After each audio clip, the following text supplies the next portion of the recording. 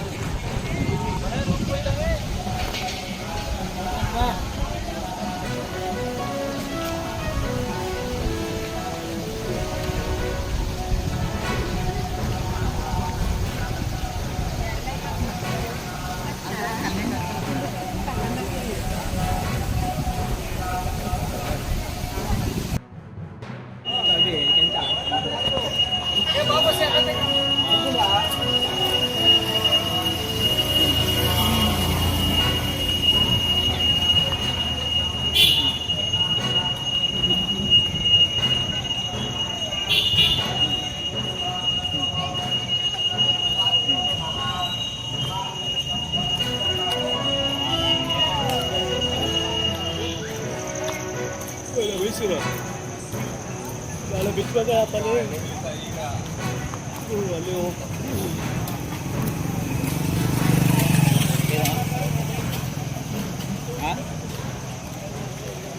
ಏನೋ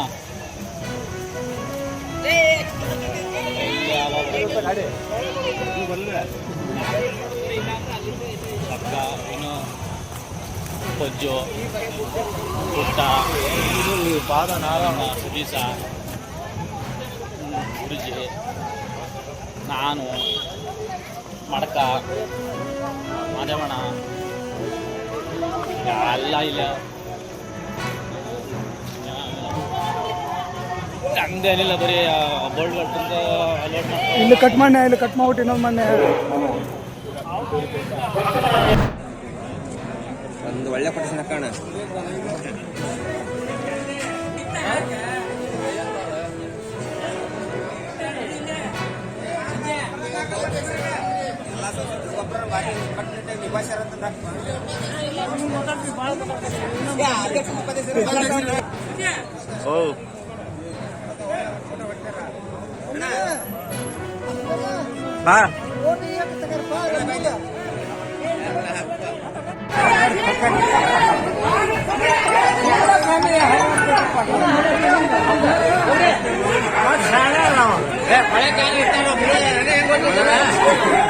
ನೋಡ್ಬೇಕು ಪೂರ್ತಿ ಸ್ವಲ್ಪ ನಿಮ್ಗೆ ನೋಡಿ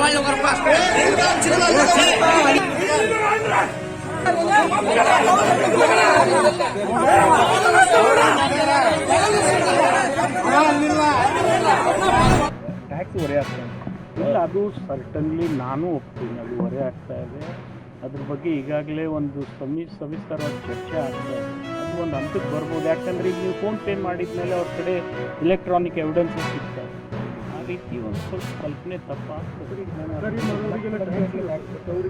ನಾನು ಹೇಳಿದ್ಮೇಲೆ ಈ ಫೋನ್ ಪೇ ನೀವು 49,000 ರೂಪಾಯಿ ಅಲೌ ಇದ್ದಾಗ ಮಾಡ್ತೀರಾ. ಫೋನ್ ಪೇ ಎವಿಡೆನ್ಸಸ್ ಮೇಲೆ ಕಮರ್ಷಿಯಲ್ ಟ್ಯಾಕ್ಸ್ ಅವರು ಮಾಡಲೇಬೇಕು. ಕಮರ್ಷಿಯಲ್ ಟ್ಯಾಕ್ಸ್ ಅವರು ಬರೀ ರಾಜ್ಯ ಸರ್ಕಾರಕ್ಕೆ ಕೆಲಸ ಮಾಡೋದಿಲ್ಲ, ಕೇಂದ್ರ ಸರ್ಕಾರಕ್ಕೂ ಕೆಲಸ ಮಾಡ್ತಾರೆ.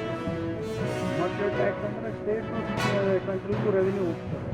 ಕೆಲಸ ಅವ್ರು ಮಾಡಿದ್ದಾರೆ. ಸರ್ಕಾರ ಇಲ್ಲ ರೀ, ನಾನು ಹೋಗ್ತೀನಿ. ನೀವು ಫೋನ್ ಪೇ ಮಾಡಿದ ಮೇಲೆ ಸ್ವಲ್ಪ ನಿಮಗೆ ನಾನು ಹೇಳ್ತೀನಿ ಕೇಳಿರಿ. ಫೋನ್ ಪೇ ಮಾಡಿದ ಮೇಲೆ ಎಲೆಕ್ಟ್ರಾನಿಕ್ ಎವಿಡೆನ್ಸಸ್ ಸಿಕ್ಕ ಮೇಲೆ ಅವ್ರಿಗೆ ನೋಟಿಸ್ ಕೊಡೋದು ಸ್ವಾಭಾವಿಕ ಅಲ್ವಾ? ಆಗಿದೆ, ಅದು ನೋಡ್ತಾರೆ. ಈ ವರ್ಷ ಜಿಲ್ಲೆಯಲ್ಲಿ ಮತ್ತು ರಾಜ್ಯದಲ್ಲಿ ಯೂರಿಯಾ ಗೊಬ್ಬರ ಮತ್ತು ರಸಗೊಬ್ಬರಗಳ ಕೊರತೆ ಅತಿ ಹೆಚ್ಚು ಎದ್ದು ಕಾಣ್ತಾ ಇದೆ. ವಿಶೇಷವಾಗಿ ಹಾವೇರಿ ಜಿಲ್ಲೆಯಲ್ಲಿ ಅತಿ ಹೆಚ್ಚು ಮಳೆಯಾಗಿದೆ. ರೈತರು ಬಿತ್ತಿದ್ದು ಬೆಳೆ ಎರಡೆರಡು ಸಾರಿ ನಾಶ ಆಗಿದೆ. ಮಳೆ ಹೆಚ್ಚಾಗಿ ಬೆಳೆ ನಾಶ ಆಗಿದೆ. ಆ ಬೆಳೆಗೆ ಗೊಬ್ಬರ ಹಾಕಬೇಕು ಅಂತ ಹೇಳಿದರೆ ಯೂರಿಯಾ ಗೊಬ್ಬರ ಸಿಗ್ತಾ ಇಲ್ಲ, DAP ಸಿಗ್ತಾ ಇಲ್ಲ. ಅಧಿಕಾರಿಗಳನ್ನ ಕೇಳಿದರೆ ಸಬೂಬು ಹೇಳ್ತಾರೆ ನಮ್ಮ ಹತ್ರ ಸ್ಟಾಕ್ ಅಷ್ಟಿದೆ ಅಂತ. ಕೃಷಿ ಜಂಟಿ ನಿರ್ದೇಶಕರ ಪ್ರಕಾರ ಹಾವೇರಿ ಜಿಲ್ಲೆಗೆ 66,000 ಮೆಟ್ರಿಕ್ ಟನ್ ಬೇಕು.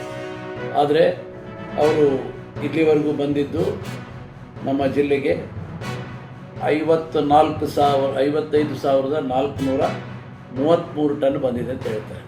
ಇದರಲ್ಲೇ ಕಾಣ್ತಾ ಇದೆ 13 ಲಕ್ಷ ಟನ್ ಮೆಟ್ರಿಕ್ ಟನ್ ಕೊರತೆ ಆಗಿದೆ. ಇದರ ಜೊತೆಗೆ ಕಾಳಸಂತೆಯಲ್ಲಿ ಗೊಬ್ಬರ ಮಾರಾಟ ಆಗ್ತಾ ಇದೆ. ರೈತರಿಗೆ ಸೊಸೈಟಿಯಲ್ಲಿ ಗೊಬ್ಬರ ಸಿಗ್ತಾ ಇಲ್ಲ, ಅಂಗಡಿ ಸಿಗ್ತಾ ಇಲ್ಲ. ಆದರೆ ಕಾಳಸಂತೆಯಲ್ಲಿ ಯಥೇಚ್ಛವಾಗಿ 1 to 2 ರೇಟ್ ಕೊಟ್ಟರೆ ಗೊಬ್ಬರ ಸಿಗೋಂಥ ಕೆಲಸ ಇಲ್ಲಿ ನಡೀತಾ ಇದೆ. ಇದ್ರ ಜೊತೆಗೆ ಇನ್ನೊಂದು ದೊಡ್ಡ ದುರಂತ ಅಂತ ಹೇಳಿದರೆ ಎಲ್ಲ ಯೂರಿಯಾ ಗೊಬ್ಬರಕ್ಕೆ ಮತ್ತು DAPಗೆ ಬೇರೆ ಬೇರೆ ರಾಸಾಯನಿಕ ಗೊಬ್ಬರಗಳನ್ನು ಮತ್ತು ಕೆಮಿಕಲ್ಸ್ಗಳನ್ನು ಲಿಂಕ್ ಮಾಡ್ತಾ ಇದ್ದಾರೆ. ಈ ಸಂಬಂಧಾಗಿ ನಾನು ಬೆಂಗಳೂರಿನ ಅಗ್ರಿಕಲ್ಚರ್ ಕಮಿಷನರ್ಗೆ ಮಾತಾಡಿದ್ದೆ, JD ಅವರಿಗೆ ಮಾತಾಡಿದ್ದೆ. ಈ ಲಿಂಕ್ ಮಾಡ್ತಿರೋದು ಏನಂತ ಹೇಳಿದರೆ ಗಾಯದ ಮೇಲೆ ಬರೆ ಎಳೆದಾಗೆ ರೈತರಿಗೆ ಈಗಲೇ ಸಾಕಷ್ಟು ಸಂಕಷ್ಟಕ್ಕೆ ಸಿಕ್ಕಾಕೊಂಡಿದ್ದಾರೆ. ಅದರ ಮೇಲೆ ಮತ್ತೆ ಆ ಗೊಬ್ಬರ ಜೊತೆಗೆ ಮತ್ತೆ ಲಿಂಕಿಗೆ ದುಡ್ಡು ಕೊಟ್ಟು ತೊಗೊಂಬರೋಂಥದ್ದು ದೊಡ್ಡ ದುರಂತ ಅಂತ ಹೇಳಿದರೆ ತಪ್ಪಾಗಲಿಕ್ಕಿಲ್ಲ. ಆದರೆ ಕೃಷಿ ಅಧಿಕಾರಿಗಳು ರಾಜ್ಯಾದ್ಯಂತ ಮತ್ತು ಜಿಲ್ಲೆಯಾದ್ಯಂತ ಕಣ್ಣು ಮುಚ್ಕೊಂಡು ಕೂತ್ಕೊಂಡಿದ್ದಾರೆ ಅಂತ ನನಗೆ ಅನಿಸ್ತಾ ಇದೆ. ಅವರಿಗೆ ಬಹುಶಃ ಈ ಅತಿವೃಷ್ಟಿ ಆಗಿರೋದು ಅವರಿಗೆ ಸುಗ್ಗಿ ಆಗಿದೆಯಾ ಅಂತ ನನಗೆ ಅನಿಸ್ತಾ ಇದೆ. ಏನೇ ಹೇಳಿದ್ರು ಕೂಡ ಆಯಿತು ಮಾಡ್ತೇವೆ ಅಂತ ಹೇಳ್ತಾರೆ, ಆದರೆ ಯಾವ ಕೆಲಸನೂ ಕೂಡ ಅವರು ಮಾಡ್ತಾ ಇಲ್ಲ. ಆತ್ಮೀಯರೇ, ಎಲ್ಲ ಸುದ್ದಿಗಳನ್ನು ನೋಡಿದ್ರಲ್ಲ, ಏನು ಅನಿಸ್ತು ನಿಮಗೆ? ಇದರಲ್ಲೇ ನಿಮ್ಗೆ ಲೈಕ್ ಆಗಿರ್ಬೋದು, ಡಿಸ್ಲೈಕು ಆಗಿರ್ಬೋದು, ಕಾಮೆಂಟ್ ಬೇಡಪ್ಪ ಅಂತೂ ಅನಿಸಿರ್ಬೋದು, ಕಾಮೆಂಟ್ ಮಾಡಬೇಕಪ್ಪ ಅನಿಸಿರ್ಬೋದು, ಶೇರ್ ಮಾಡಬಾರ್ದಪ್ಪ ಅನಿಸಿರ್ಬೋದು, ಅದು ಮಾಡಬೇಕು ಅನಿಸಿರ್ಬೋದು.